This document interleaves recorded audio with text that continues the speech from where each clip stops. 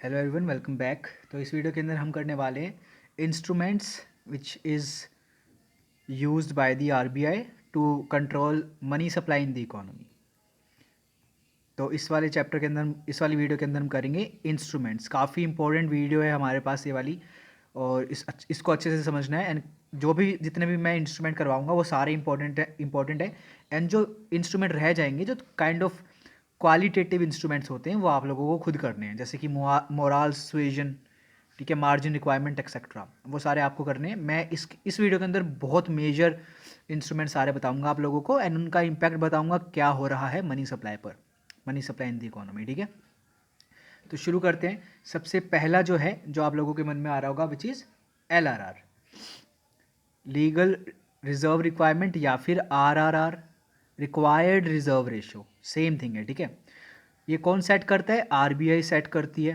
For example, अभी हमने last case में देखा था, लास्ट वीडियो में देखा था, 20% हमने सेट किया हुआ था, जस्ट फॉर एन एग्जाम्पल।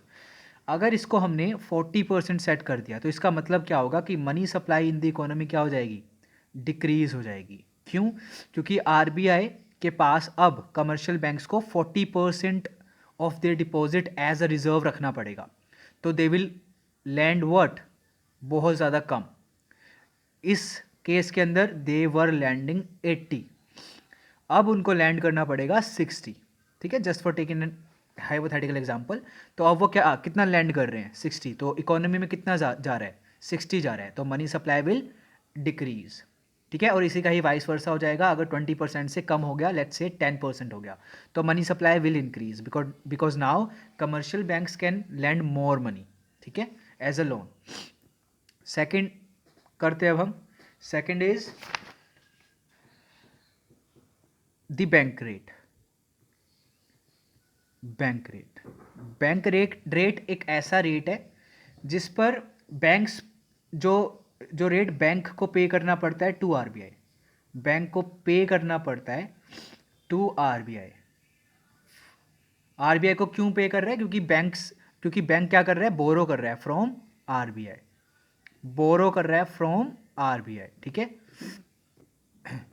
तो बैंकों को पे करना पड़ता है इंटरेस्ट रेट, जिसे हम बैंक रेट कहते हैं, क्योंकि बैंक क्या करता है? बोरो करता है फ्रॉम आरबीआई।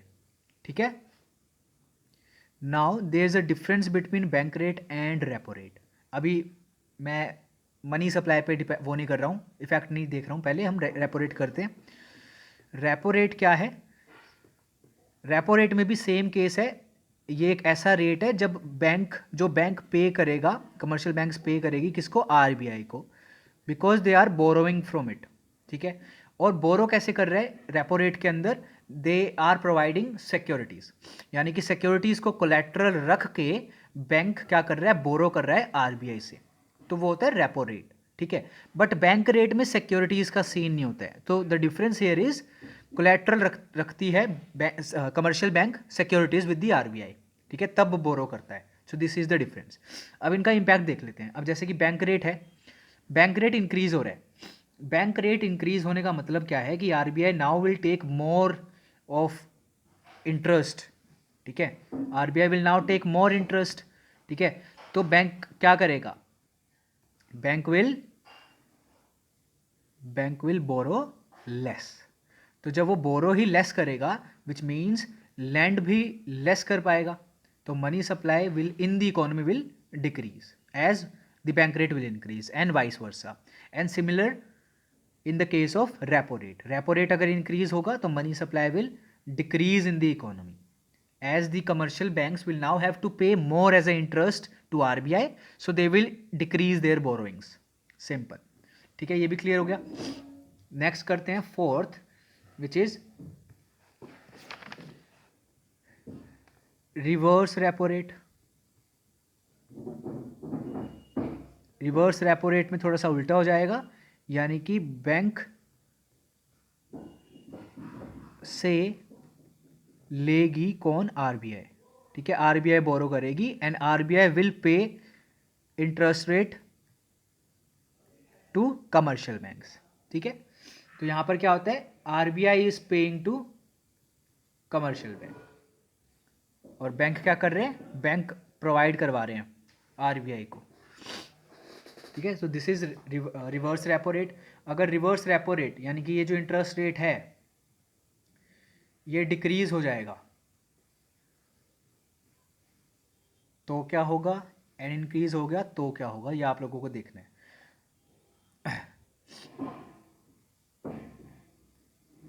फॉर एग्जाम्पल अगर ज़्यादा ये जो रेट है ये मिल रहा है बैंकों को, तो बैंकों की अर्निंग हो रही है, बैंकों की अर्निंग हो रही है तो it will provide more as a loan. ठीक है। या फिर मैं कहूँ आरबीआई अगर ज़्यादा बोरो कर रही है बैंक से तो वो क्या कर रही है, लिक्विडिटी छीन रही है। ठीक है। रिवर्स रेपो रेट क्या है कि भाई लिक्विडिटी छीन रही है बैंकों से, तो उस केस में भी क्या होगा, bank will bank now will decrease their lending, तो वहाँ पर भी मनी सप्लाई विल डिक्रीज। ठीक है। एक बार इसको कर लेना आप लोग अच्छे से, रिवर्स रेपो रेट को। नेक्स्ट पे अब हम बढ़ते हैं जो कि है open market operation. Open market operations यानी कि गवर्नमेंट की सिक्योरिटीज़ को बेचना या खरीदना बाय द आरबीआई। ठीक है। गवर्नमेंट सिक्योरिटीज़ को बेचना या फिर खरीदना, गवर्नमेंट सिक्योरिटीज़ सेल करना या फिर परचेज करना बाय दी आरबीआई। अब ये जो आरबीआई है, for example let's consider first selling वाला केस। अगर कमर्शियल बैंक्स सेल कर रहे हैं, अगर कमर्शियल बैंक्स सेल कर रहे हैं गवर्नमेंट सिक्योरिटीज़, तो मनी सप्लाई विल इंक्रीज होगी या डिक्रीज होगी। सेल कर रहे हैं यानी कि पैसा ले रहे हैं इकोनॉमी से, तो money supply will decrease. And अगर परचेज कर रहे हैं तो पैसा दे रहे हैं इकोनॉमी के अंदर, तो मनी सप्लाई विल इंक्रीज। ठीक है। अटक क्यों रहा है यार, ये समझ नहीं आ रहा मेरे को।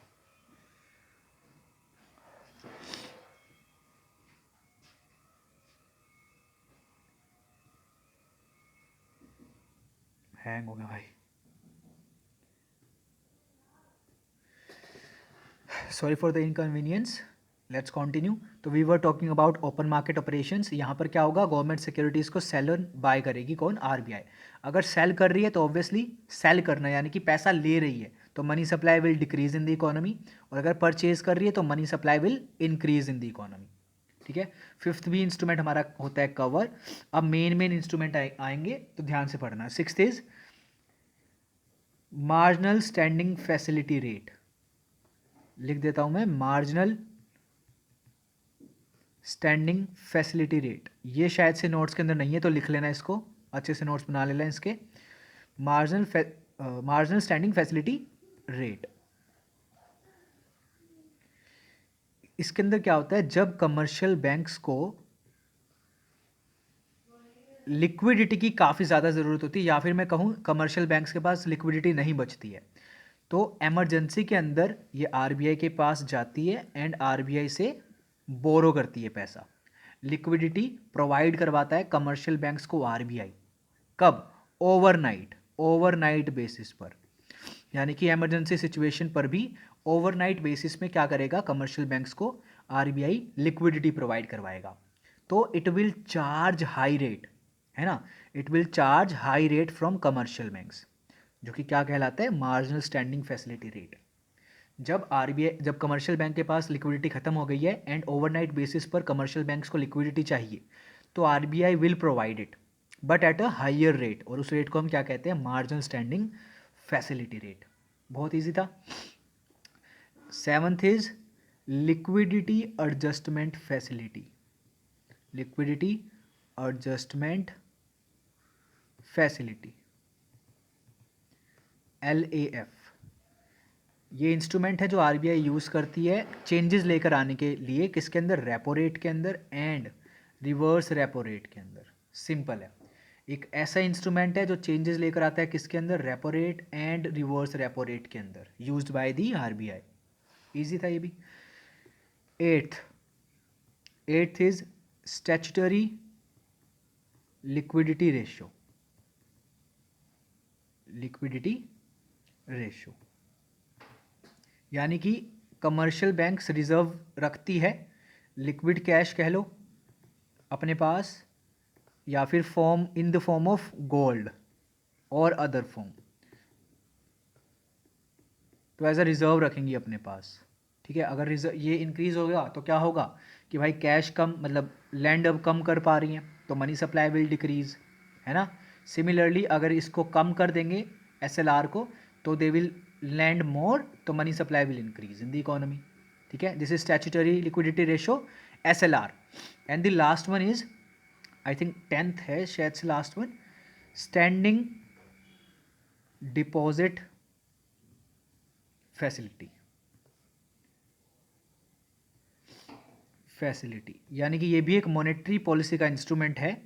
क्या करता है इसमें, आरबीआई एब्जॉर्ब करती है लिक्विडिटी, आरबीआई एब्जॉर्ब करेगी लिक्विडिटी। इसका मतलब क्या है, कमर्शियल बैंक से पैसा ले लेगी।